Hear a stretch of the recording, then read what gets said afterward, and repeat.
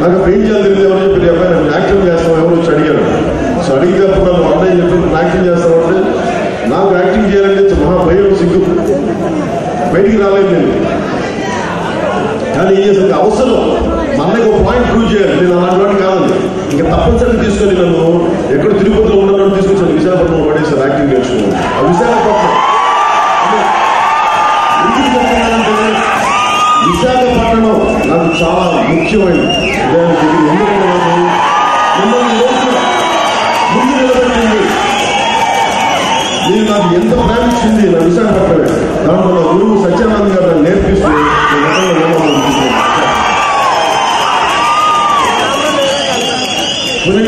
ఆయన పని విశాఖపట్నంలో నా గురువు గారు ఆయన యాక్టింగ్ నేర్పించచ్చు కాదు. ఆయన రాసే నాటికలన్నీ చేయించే నాటికలన్నీ సామాజిక స్పృహల నాటికలు.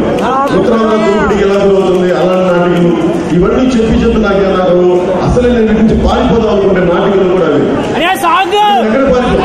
అందుకని వీధి నాటికలు చేశామని నేను చాలా మంది తెలియదు. నేను వీధి నాటికలు చేశాను విశాఖపట్నంలో. నేను చేయడానికి యాక్టింగ్ చేశాను కానీ నాకు లోపల కుదుర్ల క్యారెక్టర్ ఉంటుంది అవి చేసేవాడిని. నిన్న బెందులో కూడా వచ్చి చెప్పాను తాడి సెట్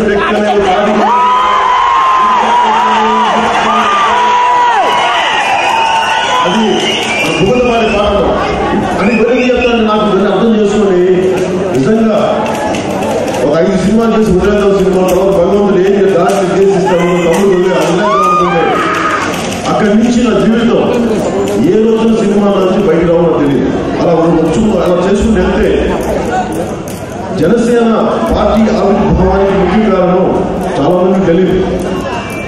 ఇది 2007-8లో ప్రజారాజ్యం పార్టీ కంటే ముందు సిపిఎఫ్ అని పెట్టారు, కామన్ ప్రొటెక్షన్ కోసం. ఎందుకు పెట్టారంటే ఒక పెద్ద స్థాయి వ్యక్తులు, ఒకసారి చిరంజీవి గారి స్థాయి వ్యక్తి, ఆ స్థాయి వ్యక్తి రాజకీయాల్లో వద్దా ఉంటే ఉన్న పాలక వర్గాలు ఎవరు పడించే పరిస్థితులు లేదు. ఎందుకు వస్తే మార్పులు వస్తాయి, పెను మార్పులు వస్తాయి, ఏదైనా సార్ చేసేస్తారు అని భయంతో ఆయన కుటుంబం మీద దాడి చేయడం మొదలుపెట్టారు. నాతో సహా, నా నేతృత్వంతో సహా. నాకు నిజంగా ఆ రోజున అంటే ఇంత స్థాయి వ్యక్తి మీద కూడా దాడి జరిగితే, ఆయన కుటుంబం మీద కూడా దాడి జరిగితే, ఆ పాలక వర్గాలు చేసిన దౌర్జన్యం దాడి ఆ స్థాయి వ్యక్తి మీద కూడా జరిగితే అంటే సామాన్యుడు ఎలా బతుకుతాడు?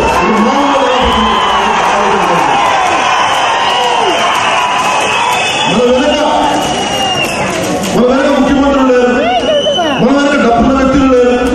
అదే కష్టపడి సంపాదించుకున్నాం, కష్టపడి పైకి వచ్చాం, చిన్న కుటుంబాల నుంచి వచ్చేసాం, దిగువ మధ్య తరగతి కుటుంబాల నుంచి వచ్చాం.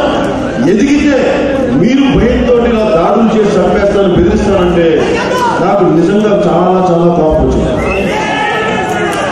చిరంజీవి గారు పెద్ద నాకు విసుగు వచ్చి ఒకటే చెప్పాను మా ఇంట్లో, మీరు వెళ్తారా రాజకీయాలంతా నిలుపుకుంటారు.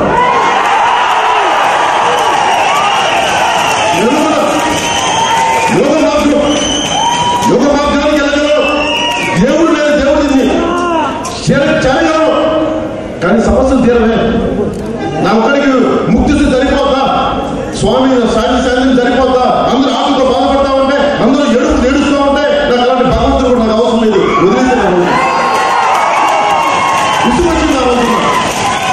అదే ఇంత స్థాయి వ్యక్తుల మీద కూడా మీరు అందరూ కలిపి పసిబిడ్డల మీద మీరు దాడులు చేస్తా అన్యాయంగా ఉంటే నాకు అనిపించింది. మీకు ఇప్పుడు కానీ ఎదురు తిరగకపోతే ఇంకెప్పుడు నేను చెప్పే నీతులు కానీ ధర్మగారి పనికి మాని అని చెప్పి ఆ రోజు నేను ఒకటే అనుకున్నాను. మా అన్నయ్య నాకు ఒక రివాల్వర్ కొనిచ్చాడు. అది ఎందుకు కొనిచ్చారంటే వీడికున్న కోపంతో తీవ్రవాద ఉద్యమాలకు వెళ్ళిపోతాడు, వీడి ఒక తుపాకీ కొనిస్తే ఈ వ్యక్తి ఆగిపోతాడు అని అనుకున్నాను. యాక్చువల్గా మా అన్నయ్య గారికి నేను అలా చెప్పలేకపోయాను. నా ఆవేదన, నా ఆవేశం అన్యాయం మీద కానీ తుపాకీ సొంతం చేసుకున్న కోరిక కాదు, నేను అన్నయ్య వివరించలేకపోయాను. కానీ అదొక తుపాకీ కొనిచ్చాను, ఒక రివాల్వర్ కొనిచ్చాను. అది తీసుకున్నాను. నాకు తెలీదు, నేను నా జీవితంలో మొట్టమొదట ప్రేమ అనేది ఎలా ఉంటుందో తేడా తల్లిదండ్రులు ప్రేమించాను కానీ ఒక లవ్ అయిపోయి నాకు రివాల్వర్తో స్టార్ట్ అయింది. ఆ రివాల్వరే నాకు ఇష్టం.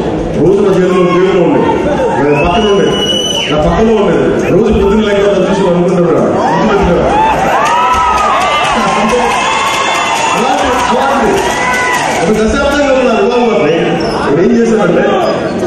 అన్యాయానికి గురైన తర్వాత అందరూ రివాల్వర్ దేనికి తీసుకుంటారు? ప్రాణ రక్షణకి. అంటే నా ప్రాణాలు చాలా విలువైనవి, మేము రక్షించుకోవడానికి నేను రివాల్వర్ పెట్టాను. నేను ఆ రోజున అన్నయ్య గారి కుటుంబం మీద దాడి జరిగితే నాకు ఆవేదన కలిగింది. చిరంజీవి గారి స్థాయి వ్యక్తిని కూడా మీరు అలా చేస్తే అప్పటికి ఉన్న నాయకులు కానీ, ప్రతిపక్షం కానీ, అధికార పక్షం కానీ నాకు వాళ్ళ దౌర్జన్యం, వాళ్ళ దోపిడీ మీద కోపం వచ్చింది. అంటే మార్పుకి, ఒక సామాజిక మార్పుకి, ఒక సామాజిక న్యాయానికి ఒక ఉవ్వెత్తున ఒక తరంగం వస్తుంటే దానిని నిలువరించడానికి వీళ్ళు చేసిన ప్రయత్నాలు, నీరు కార్చడానికి వీళ్ళు చేసిన ప్రయత్నాలు కోపం వచ్చి, అంటే ఆ స్థాయిలో అందుకని సిపిఎఫ్ పెట్టాను. కామన్ ప్రొటెక్షన్ ఫోర్స్ తెలివి తక్కువగా పెట్టింది కాదు, అనాలోచితంగా పెట్టింది కాదు, చాలా చాలా ఆలోచించి పెట్టాను. ఆ రోజు అన్యాయాలు ఎదుర్కోవడానికి, అధర్మాన్ని నిలువరించడానికి. ఆ రోజు అందరికీ అర్థం కాకపోయిండొచ్చు, కానీ ఎవరికి అర్థమైంది తెలుసా? పెద్ద స్థాయి వ్యక్తులకు నేను అర్థం కాదా, చాలా తక్కువ మంది మేధావులకు అర్థమయ్యాను. ఒక భువనగిరి చంద్రశేఖర్ లాంటి వ్యక్తికి నేను అర్థమయ్యాను, మన జన సైనికులకి నేను అర్థమయ్యాను. నా సొంత ఇంట్లో కూడా అర్థం చేసుకుని కావచ్చు, అర్థం చేసుకుని ఇద్దరే. ప్రజాక్షేమం కోసం కోరే భువనగిరి చంద్రశేఖర్ లాంటి పాపైన చనిపోయారు క్యాన్సర్తో. అలాంటి మేధావులు లేదా అలాంటి కోసం ప్రాణాలు ఇచ్చేస్తామని చెప్పి మిగతా వాళ్ళకి సందేహాలు ఉన్నాయి. వీడు తెలివి తక్కువ వ్యక్తి, ఆవేశపడి అంటారు. ఆవేశం ఓడుకుంటుంది, కడుపు మండి అన్యాయం చూస్తామంటే ఆవేశం రాబోయే శాంతం ఉంటుందా? నవ్వుకుంటూ శాంతంగా మాట్లాడడం. మీరు వేల కోట్లు డబ్బులు దొబ్బేసిన తర్వాత ఇంకా శాంతం అనొచ్చు. మాకు అలా శాంతం కడుపు మండుతుంది, అన్యాయం చూస్తుంది. మళ్ళీ అలాంటి పార్టీని, చుట్టుపక్కల ఉన్న పార్టీని అంతా కూర్చోబెట్టి ఎవరున్నారు? బయట పార్టీ నుంచి వచ్చారు అందరూ. మళ్ళీ వాళ్ళే ఆ పార్టీకి కులం అంటగట్టారు, ఇంకోటి అంటగట్టారు. చుట్టుపక్కల ఉన్నంత మరి వాళ్ళే, మరి వాళ్ళ కులం అంటగట్టారు. అంటే అందరి క్షేమం కూడా ఒక వ్యక్తి వస్తే కులం పేరు చెప్పి చేసేయండి, లేదంటే ప్రాంతం పేరు చెప్పి చేసేయండి. నాకు అనిపించింది, నాకు ఇలాంటి పిచ్చి పనులు చేయగారు అందరూ. కావాలి ఎరగకూడదని చెప్పారు. మీరు పార్టీలు పెడితే కులాలు రావా? మేము పార్టీలు పెడితే కులాలు వస్తాయా?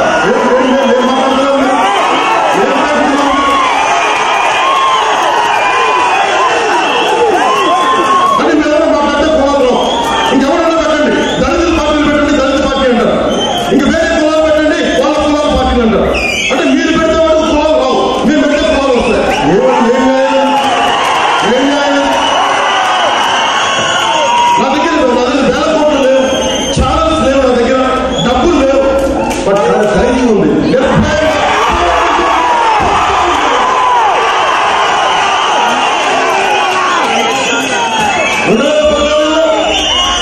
నేను అడిగిన టీడీపీని అడిగిన మీరు వచ్చారు నా దగ్గరికి సపోర్ట్ చేయమని. మీరు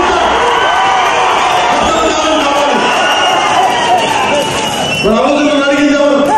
తెలుగుదేశం పార్టీలో నాయకుల పిల్లలు. అమ్మా, నేను చుట్టూ బంధువులు, అమ్మాయి ఒకసారి వచ్చి తెలుగుదేశం పార్టీ సపోర్ట్ చేయన్నా, నువ్వు వస్తే మేము గెలుస్తామన్నా అంటే ఆ పిల్లల మాటలు విని వాడి భవిష్యత్తు బాగుంటుందని, అందరి భవిష్యత్తుని మీరు 10 సంవత్సరాలు రాజకీయాల్లో లేరు, అధికారంలో లేరు, అండగా నిలబడతారు అన్ని ఆలోచించి చేస్తే.